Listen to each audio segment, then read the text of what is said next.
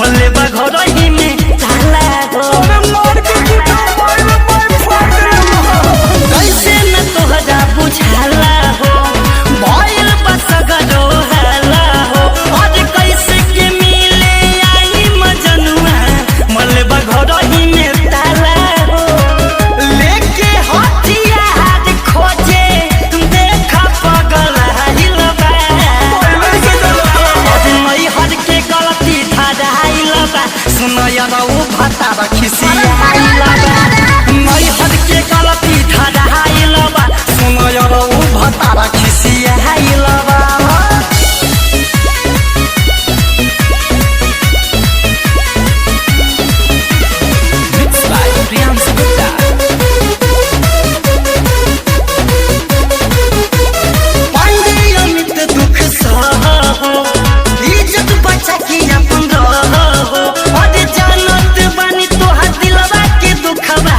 हमरा सुगुरी से